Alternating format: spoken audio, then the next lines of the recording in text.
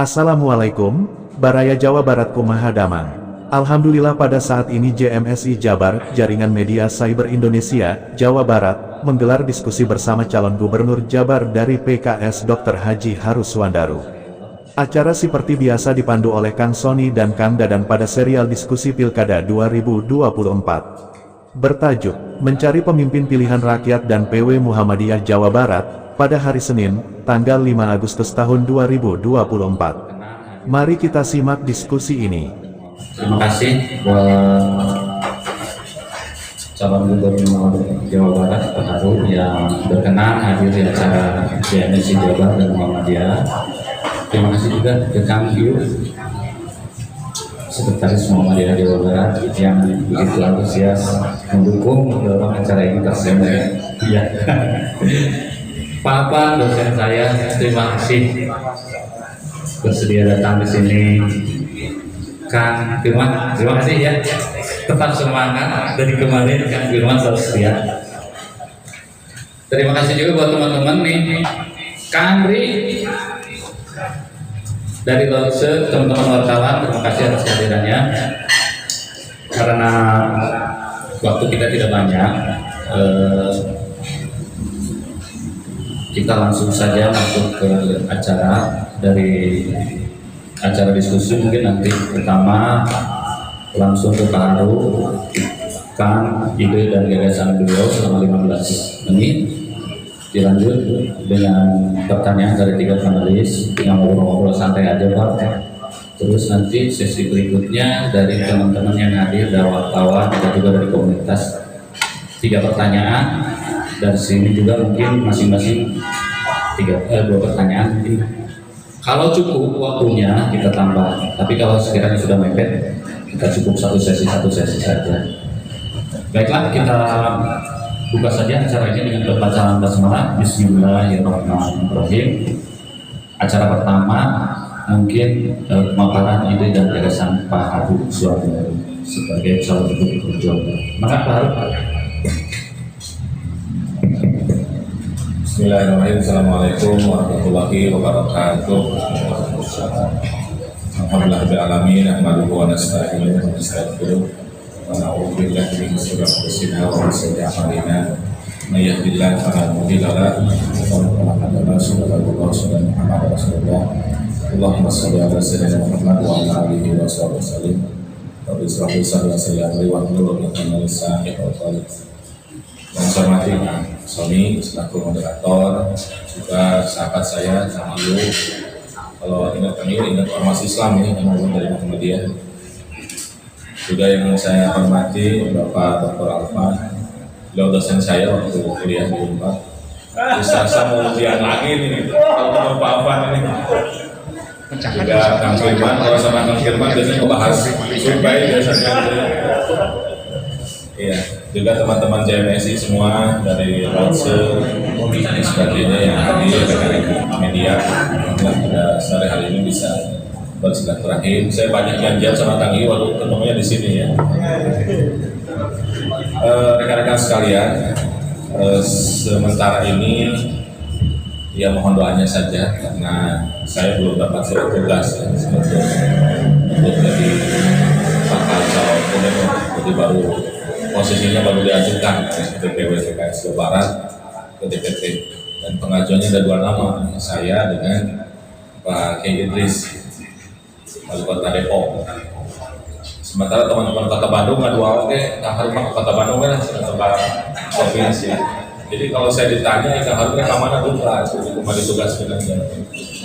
Nah, jadi statusnya begitu lah ya, karena saya suka ditanya di Kang Haru dari mana, ya saya bilang menunggu aja tugas dari DPP. Siapapun yang ditugaskan, saya kira Jawa Barat kita sudah memahami sama-sama, Kota Bandung kita sudah memahami sama-sama karena kita orang Kota Bandung, kita orang Jawa Barat. Dan saya hari ini masih bertugas sampai akhir Agustus dari DPD Provinsi Jawa Barat.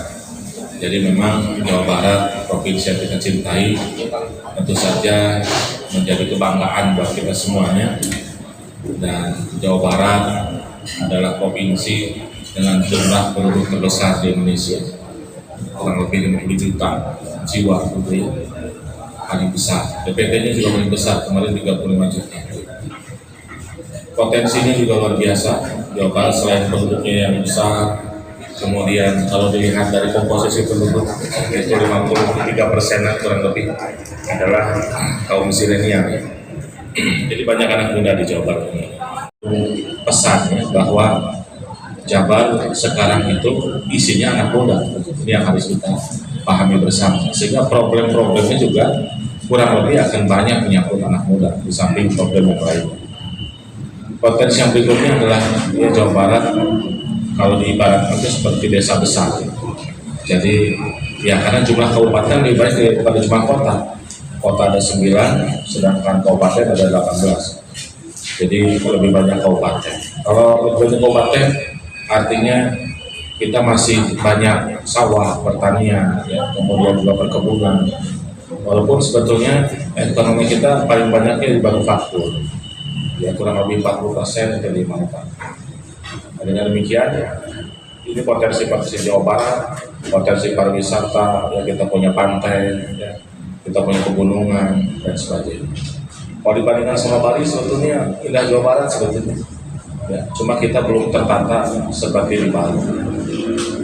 Nah, di samping potensi yang demikian banyak, Jabar juga masih punya PR. Jadi sebenarnya gubernurnya siapapun ya, ini PR-nya gitu. Ini masalahnya, ini potensinya. Jadi tinggal nanti masyarakat Jawa Barat mau diselesaikan masalah ini dengan gaya seperti apa. Kalau kita membaca survei masalah Jawa Barat itu apa, biasanya suka disebut nomor satunya adalah lapangan pekerjaan. Karena paling sulit. Dan ini yang saya kira harus kita respon. Ya.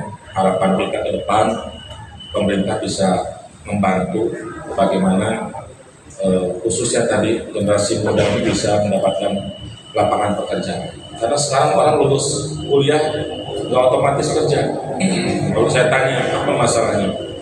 Nah, teman saya pengusaha bilang kan dia lulus, tapi dia nggak punya keterampilan yang saya butuhkan. Akhirnya ada gap antara perguruan tinggi meluluskan sarjana dengan kebutuhan tenaga kerja. Yang dibutuhkan misalnya sekarang butuh tenaga untuk videografi, butuh tenaga untuk misalnya marketing, butuh tenaga untuk konten kreator misalnya. Sementara ketika dia lulus, dia nggak dibutuhkan lagi. Nah ke depan sebenarnya saya berharap pemerintah provinsi, siapapun nanti yang memimpin Jawa Barat, karena provinsi ini hakikatnya adalah perwakilan pemerintah pusat. Jadi harus bekerja sama dengan pemerintah pusat, pemerintah provinsi, dan pemerintah kota kabupaten. Kita perbanyak balai latihan kerja, baik itu nanti sarjana ataupun lulusan SMA, lulusan SMK gitu ya. Kalau dia mau kerja, dia bisa kerja.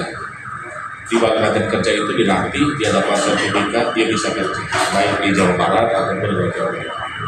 Supaya dengan begitu kita punya cukup ya tenaga kerja yang profesional, yang bersertifikat. Karena kalau misalnya tidak kita dorong oleh pemerintah, dia nyari sendiri, ya susah. Sekarang misalnya mau jadi barista, dia pengen dapat misalnya sertifikat, itu harganya kalau setara internasional itu 20 juta. Dia mau kapan punya uang 20 juta? Makanya di sini pemerintah harus hadir. Bagaimana caranya supaya dibantu oleh APBD, bikin balai latihan kerja, dia punya sendiri. Dia bisa kerja di mana sih? Yang kedua, kalau dia mau jadi pengusaha boleh juga. Ya kita juga latih dia bagaimana jadi pengusaha. Cuma jangan sampai terjebak pelatihan terus. Ya apa motivasi terus gitu ya. Jangan. Tapi bagaimana didampingi kayak inkubator begitu sampai dia betul jadi pengusaha. Jadi wisudanya itu dia jadi pengusaha. Itu yang kita harapkan. Jadi saya kira pemerintah harus hadir di sini. Yang berikutnya di Jawa Barat juga kita berharap ya para petani gitu ya, nelayan yang tadi saya bilang ini jumlahnya cukup banyak gitu ya, karena kita memang desa besar. Ini juga pemerintah harus hadir karena anggaran dalam APBD, apalagi sekarang APBD kita kan terus berkurang ya. Sekarang tuh terakhir rencana 2025 itu di 30 triliun. Jadi saya masuk ke DPRD, posisi APBD ditinggalkan Kang Aher.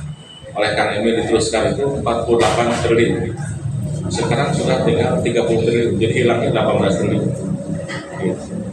Bisa terjadi demikian karena sebagian transaksi pemerintah langsung ke kota kabupaten. Kemudian juga penurunan APBD juga pendapatannya terjadi juga. Ya, kemudian dengan undang-undang yang baru hubungan keuangan daerah AKPD itu, alokasi pendapatan provinsi itu lebih besar untuk kota kabupaten. Ini juga memicu posisi postur APBD provinsi Jawa Barat itu terus menurun. Jadi kita di 37 triliun, sekarang udah tinggal 7 triliun. Ini contoh. Nah, jadi pemerintah provinsi juga harus menggali potensi-potensi pendapatan yang lain supaya tidak habis oleh biaya rutin, ya, gaji pegawai, guru, SMA dan lain-lain. Jadi saya kira kita juga harus pelan-pelan meningkatkan anggaran pertanian, perkebunan, perikanan. Karena sekarang itu posisinya baru 2% dari volume APBD. Nah, kita ingin tingkatkan pelan-pelan supaya petani kita bisa lebih berdaya lagi. Nilai tukarnya juga bisa menurun. Kita perlu meningkatkan daya jual, ya, petani ini. Jangan sampai mereka hanya menjual bahan mentah, menjual cabai, menjual tomat. Sekarang petani itu biaya metiknya lebih mahal daripada biaya jualnya, sehingga akhirnya sama dia dibiarkan aja nggak dipanen. Karena makanya makin lama orang nggak mau jadi petani. Sementara pemerintah juga nggak mau ambil resiko, ya masyarakat harus makan. Jadi petaninya panen, harganya murah, lalu kita impor sampai nanti akhirnya kita jadi bergantung pada luar negeri, dan kemudian ketika mereka nggak mau jual beras kita harus sama. Jadi ini saya kira persoalannya harus kita garap dengan serius. Pelan-pelan kita tingkatkan anggaran untuk bisa membantu para petani, para peternak, ya, para nelayan supaya mereka masalahnya satu-satu bisa selesai. Saya kira kalau dibahas banyak kan mungkin keburu maghrib ya. Ya masalah kita banyak, ada stunting, ada bencana alam, transportasi gitu ya. Cuma kalau kita bahas semua takut keburu maghrib ya. Jadi saya kira kita diskusi saja, nanti mungkin banyak dosennya kan gitu ya. Kalau dosen mah kan kalau ujian kan bikin pertanyaan ya kan, untuk mengetahui mahasiswanya itu bisa jawab nggak. Sebetulnya Pak dosen udah tahu jawabannya. Dia kan nggak mungkin dosen nanya dia nggak tahu jawabannya kan. Iya, Pak Arul dia tidak lebih mendorong partisipasi orang. Itulah mungkin karakter Pak Arul. Baik, karena supaya bisa acara ini bisa lebih efisien, Kang Yu langsung saja lah, atau mau dari Pak Apan yang paling senior lah. Maka Pak Apan, pertanyaannya singkat, padat, dan asal UTS deh. Asal UTS ya Pak. Baik, terima kasih. Bismillahirrahmanirrahim. Assalamualaikum warahmatullahi wabarakatuh. Selamat sore Kang Harun ya, Bapak dosen juga, lalu Mas Firman, Kang Firman ya, dan Ibu Bapak sekalian serta teman-teman adik-adik sekalian yang saya hormati. Saya ketiga kalinya nih Kang Harun menjadi panelis ya. Pertama dengan Bima Allah, dengan Pak Firman juga ya. Berikutnya dengan Ilham Habibie. Alhamdulillah sekarang diberi kepercayaan lagi dengan Kang Harun ya. Saya lihat tuh baliho di Cicahem, pada saya tiap hari lewatan aja Kang ya. Wah ini keren nih calon gubernur kita. Jadi gini Kang ya, jadi memang saya punya kesan ya. Calon gubernur Jawa Barat itu baik Bima Arya maupun Ilham Habibie termasuk Kang Harun itu satu napas sebetulnya ingin membangun Jawa Barat itu, cuman beda penekanan aja, beda kedekatan lah gitu ya. Cuman masalahnya sama sebetulnya Jawa Barat itu apa yang digambarkan oleh Kang Harun tadi gitu ya. Cuman begini, saya mengamati Jawa Barat itu sejak gubernur yang lain ya. Jadi artinya saya punya sedikit perhatian lah terhadap kiprah pemerintahan di Jawa Barat. Berikutnya dari Setiawan, lalu kemudian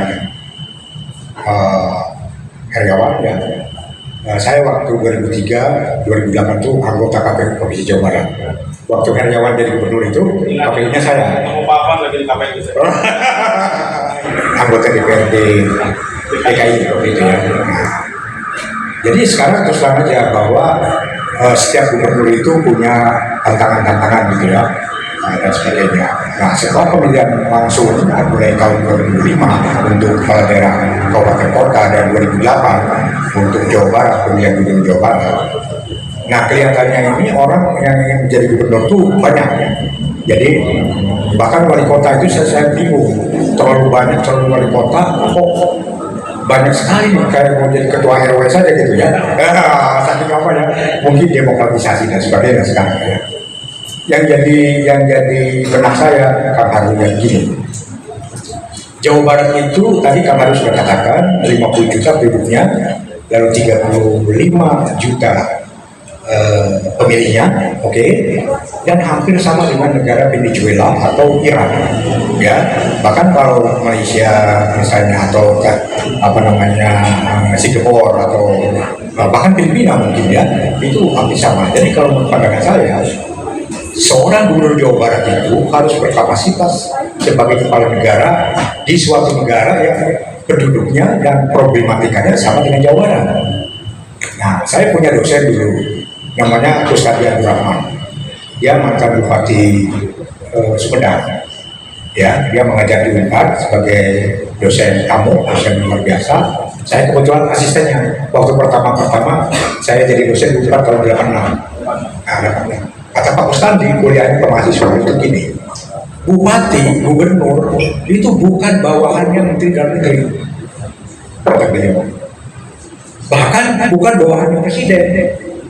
Nah, kaget kan? Kita kan kaget kan? Nah, ini seorang ahli pemerintahan daerah dan beliau jadi bupati kan? Itu. Jadi memang urusan rumah tangga itu, ya, kewenangan itu diletakkan di kabupaten kota. Kan gitu kan? Ada kewenangan pusat, ada kewenangan provinsi, ada kewenangan kabupaten kota.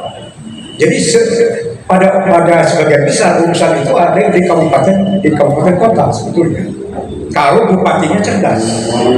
Nah, lalu kemudian di provinsi itu mediator ya, antara kepala daerah kabupaten kota dengan pemerintah pusat, pemerintah nasional ya, Pak ya. Nah, sehingga urusan provinsi itu sebetulnya lebih sedikit dibandingkan dengan urusan kabupaten dan kota. Itu loh. Saya punya teman anggota DPR, ya, sebentar Pak, ya. Nanti saya akan bertanya langsung karena Absone sudah mulai mengingatkan saya. Sebagai provinsi yang intoleran, ya, dari tahun ke tahun sampai sekarang,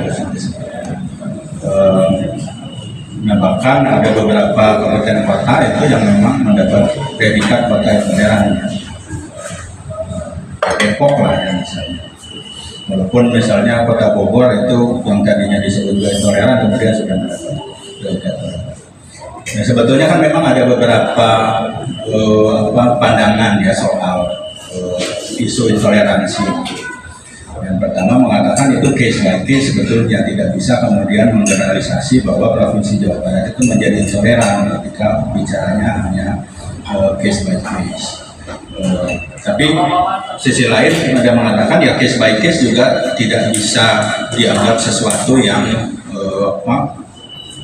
kecil gitu ya, karena isu intoleransi ini kan menjadi tangga lanjutan ketika kita bicara soal radikalisme bahkan terorisme. Jadi ini isu yang menurut saya juga harus menjadi perhatian siapapun yang menjadi kepala daerah, siapapun yang menjadi gubernur. Haru, Kang Sony dan tim JMSI yang luar biasa, teman-teman dari Lautse, teman-teman media, guru saya, Dr. kolega saya, Kang Firman Manat, terima kasih. Saya juga hadir Kang Haru ditemani beberapa pengurus PW, hadir di sini Kang Zainal dan Kang Zaini. Kang Zaini wakil ketua yang membidangi transformasi digital dan Kang Zainal Ini adalah Sekretaris Lembaga Hikmah dan Kebijakan Publik dan juga sekaligus Ketua Forum Kepala Sekolah Swasta di Garut. Kang Zainal, terima kasih telah bergabung dan tentu senang bertemu dengan Bapak Ibu sekalian. Karena saya diminta bertanya, ini sudah mirip-mirip itu ya kita kayak. Tapi saya itu masih melihat Kang Haru ini masih menanti-nanti, ya. Menanti-nanti antara Kota Bandung dan Jawa Barat. Tapi kalau saya pulang ke Sukabumi, Kang Sony, eta marak bakal. Sepanjang jalan di Cianjur, Sukabumi sampai kampung saya itu Pelabuhan Ratu. Baliko Kang Haru Aceh Jreng. Ya, jadi punten karena bukan hanya di Cicahe, pos duit sisi kan. Saya melakukan perjalanan kebetulan kegiatan sebagai pengurus Muhammadiyah Jawa Barat di beberapa titik. Itu perasaan di pelosoknya sinyal kira ada lublek kayak kene balik ke Kang Haru serius banyak beliau ya serius ya. Saya kira ini juga bagian komitmen kekaderan beliau, pasti ya sebagai kader siap di Jawa Barat, siap di Kota Bandung gitu menurutnya kalau bicara. Nah, saya sekarang ingin mengajukan satu pertanyaan saja. Kang Haru tadi menarik statement tentang bonus demografis sebenarnya kita sedang kelompok milenial, dan kita tahu bahwa sebuah negara maju basis dasarnya 3: pendidikan, kesehatan, infrastruktur. 3 hal itu keren, maka kerenlah. Terima kasih, 3 pertanyaan sudah menyampaikan pertanyaannya. Maka Pak Haru. Ya, itu mohon Pak Afan, Kang Firman, Kang Yu ya. Ini susah-susah ya pertanyaannya ya. Soalnya dari dosen semua ini ya. Iya. Iya, saya kira alhamdulillah ya. Jawa Barat pernah punya gubernur namanya Ahmad Heriawan. Dan saya sering ketemu dengan beliau saat beliau jadi gubernur. Dan setelah beliau jadi gubernur, dan waktu beliau sebelum jadi gubernur, saya bilang ke beliau, saya mau belajar sama Ustaz Aher. Makanya saya mah waktu beliau sebelum jadi gubernur manggilnya Ustaz. Ketika jadi gubernur juga saya manggil Ustaz. Setelah selesai gubernur manggil Ustaz. Gitu. Jadi ya saya bisa memahami kira-kira yang beliau inginkan di Jawa Barat itu seperti apa. Kang Emil itu teman saya, sama-sama di IPB. Dia kakak kelas saya, dan waktu di Bandung ketua tim suksesnya saya. Jadi saya juga mengerti apa isi kepala Kang Emil itu, yang dia pikirkan, gitu ya, yang diinginkan. Gitu. Jadi kalau Pak Taniwa saya belum ketemu ya dengan beliau, saya terlalu kecil mungkin ya, beliau sudah gubernur. Jadi saya kira, saya sering katakan sebetulnya wajah Jawa Barat hari ini ya lukisan bersama. Lukisan wajah Kota Bandung juga lukisan bersama. Lukisan bersama dari sektor publik, sektor privat, sektor ketiga, media, dan perguruan tinggi. Gitu. Jadi ini wajahnya lukisan bersama lamun geris, ya berarti kita berhasil membuat Jawa Barat geris. Kalau menurut kita jawabannya kurang pati geris, berarti kurang oke yang membuat itu kurang pati geris. Nah, jadi kalau misalnya disampaikan Pak tadi, apakah saya akan menggunakan cara-cara Kang Aher? Ya cara-cara Kang Aher itu terbaik pada 2008-2018. Sekarang itu tantangannya beda. Ketika Kang Emil dia 2018, 2023. Dia harus berhadapan dengan COVID. Nah sekarang itu tantangannya pasca COVID, di mana yang menjadi persoalan itu lapangan pekerjaan. Mungkin kalau disurvei 2008 bukan itu, 2018 bukan itu. Sekarang mah laporan Kang Firman kalau sedang publikasi, 1 lapangan pekerjaan, 2 harga sembako mahal, kan gitu. Artinya itu kan harus bisa dijawab, jangan sampai masyarakat bilang pilkada itu ngaruh ke saya, gubernur siapapun, wali kota siapapun nggak ngaruh ke saya. Nah justru menurut saya harus hadir. Jadi saya kira jawabannya kita akan kolaborasikan apa yang menjadi pengalaman Kang Aher, Kang Emil, yang bagusnya kita teruskan, yang kurangnya kita perbaiki. Jadi saya kira ini harus yang akan saya teruskan dari Kang Aher. Dia perhatian ke pertanian, ke perkebunan, karena kan beliau alumni IPB juga, ada IPB-nya gitu ya. Kemudian yang ditanyakan Kang Iu, beliau sudah rindu ingin ngobrol sama gubernur ya, karena Kang Aher mah memang orang ormas, beliau kan orang PUI, makanya memahami ya apa yang diperlukan oleh ormas. Jadi saya kira yang baik dari Kang Aher kita terus, yang baik dari Kang Emil kita terus. Dan tantangan yang kita jawab tadi, bagaimana membantu pemerintah membuka lapangan pekerjaan. Jadi anehnya gini, Kang Emil bilang investasi terbesar di Indonesia itu ke Jawa Barat, tapi pengangguran Jawa Barat juga besar. Memang persentasenya nggak terlalu besar, bukan juara, tapi karena jumlah penduduknya banyak, akhirnya pengangguran di Jawa Barat banyak. Nah sekarang bagaimana investasi berdampak pada membuka lapangan pekerjaan, bagaimana anggaran pemerintah itu bisa berdampak pada menyerap lapangan pekerjaan, memperbanyak padat karya dan lain-lain. Ini saya kira itu yang mungkin perlu kita dorong ke depan. Kemudian dari Kang Firman, kalau menurut saya itu semacam cebok yang kampret. Saya dicari kamar ini 2024, eta cebok ke mana? Kampret ke mana? Nggak ada tuh, nggak ada bunyi-bunyinya, nggak ada tempur-tempur di sosmed, nggak ada. Saya duga kampret dan cebok sedang berlibur bersama. Mungkin dia sedang koalisi. Jadi nggak ada lagi isu. Punten masalah radikalisme juga nggak bunyi. Nggak bunyi. Jadi semua cenderung ini permainan media menurut saya. Sebetulnya jabat mah aman menurut saya. Kalaupun ada kasus, ya ada kasus betul. Dan saya kira menyikapi kasus kita mah sudah cukup berpengalaman sebagai sebuah bangsa. Sekarang di mana ada perang suku lagi gitu ya, antara Jawa dengan Sunda, apa ada? Sumatera dengan orang Jawa ada. Mungkin di Pedalaman dan lain-lain. Saya tanya teman yang dari Maluku, hari kemarin itu pas sehat di Maluku itu kunaon dari kan sebenarnya. Terjelas pokoknya info masjid di dulu, info gereja di dulu, jadi gandeng jadi wah gitu. Nah, jadi menurut saya juga pernah dengar ya ada seorang kepala daerah, tapi nggak akan saya sebut. Dia ngomong begini, kepada saudara-saudaraku yang muslim, tolong dijaga dan dihargai saudara kita yang Nasrani akan merayakan hari Natal. Saya bingung dengan pernyataan itu, karena saya dari TK, SD, SMP teman saya yang muslim dan non muslim, dan kami baik-baik saja. Ketika buka puasa, yang Kristen ikut.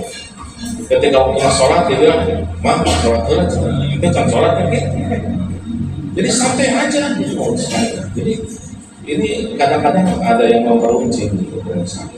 Tapi saya setuju ini ada perhatian khusus ke masalah ini. Kalau Depok disorot, ya saya juga kurang paham ya kenapa Depok disorot. Kalau Pak Ode dan waktu jadi wali kota, beliau mengundang saudara-saudara kita dari Nasrani ke Balai Kota dan nangis kan dirinya kan, Pak, saya warga Bandung, saya tinggal 40 tahun di Bandung, saya baru menginjakkan kaki saya di Balai Kota Bandung. Yang suka membantu Pemkot kalau ada yang perlu bantuan itu dari Buddha Suci. Jadi menurut saya sebetulnya kita nggak pantas kalau menurut saya ini disebut intoleran. Mungkin itu data yang diambilnya di mana, apa, tapi dipublikasi terus, jadi seperti itu. Jadi kalau menurut saya perlu kita tunjukkan lah, dan saya berkeyakinan sebagai Jawa Barat.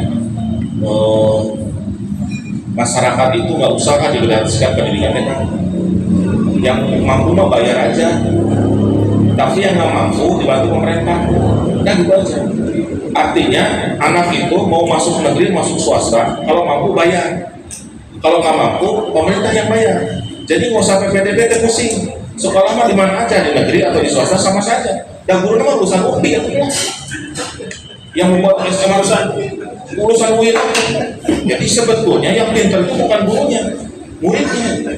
Jadi kayak SMA Tilute berkumpul anak-anak pintar, jadi kesannya SMA Tilute kalau karena kita buat klaster dulu. Nah ini kan jadi udah gitu, anak nggak terima sekolah di negeri, ya orang tuanya pusing, anaknya juga pusing kan gitu. Padahal harusnya sekolah di mana aja sama, negeri swasta sama.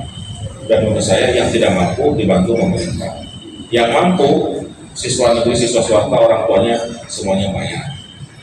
Begitu juga dengan masalah kesehatan.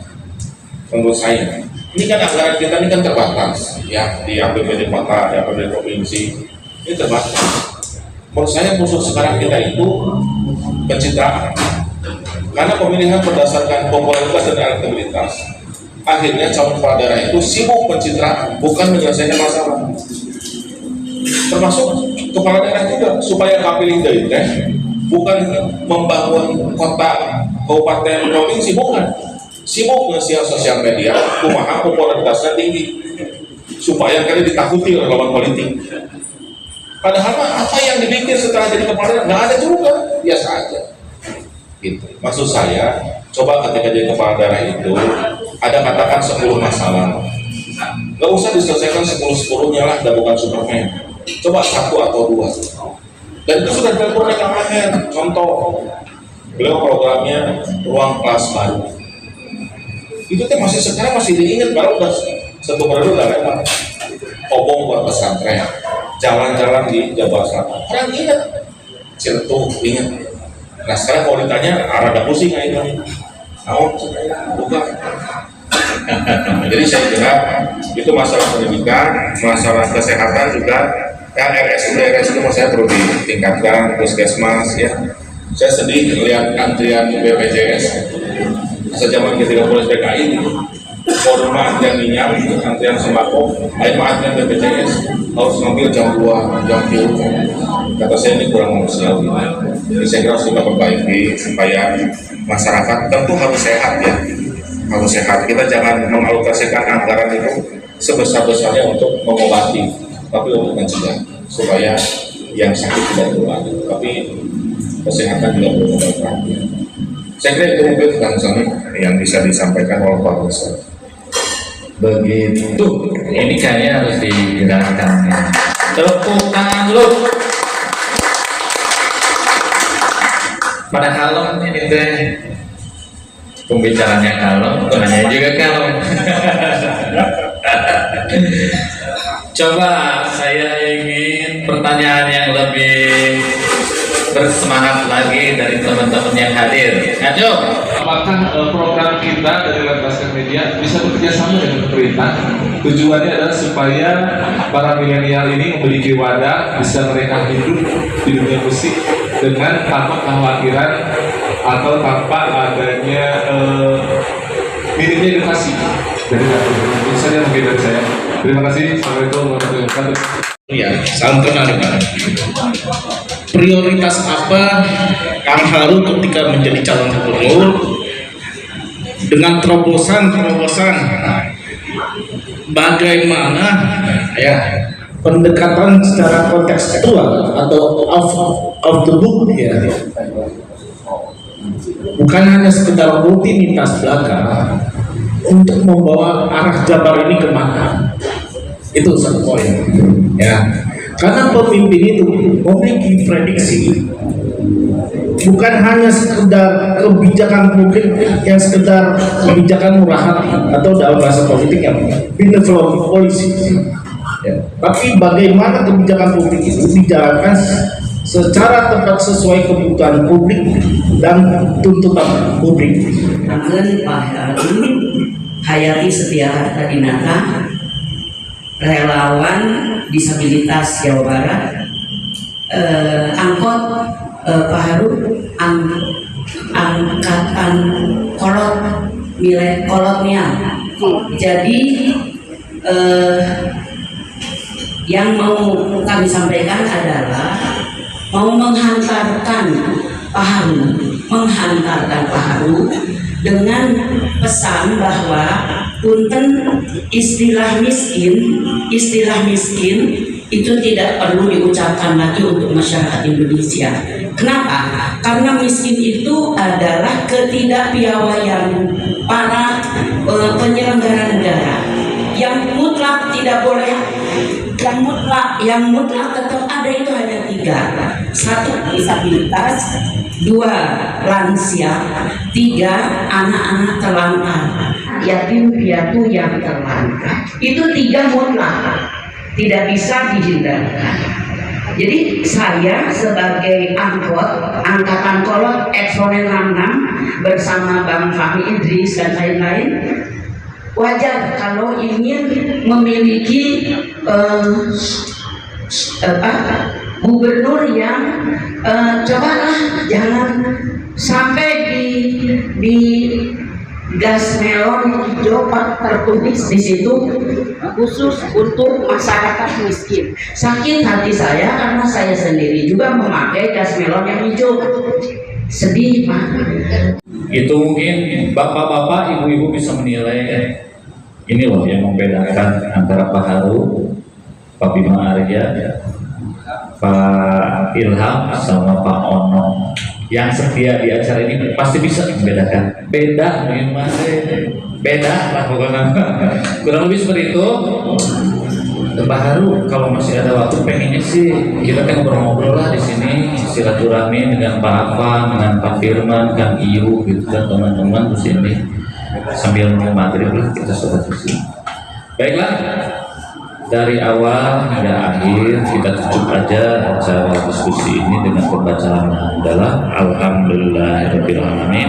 Wassalamualaikum warahmatullahi wabarakatuh.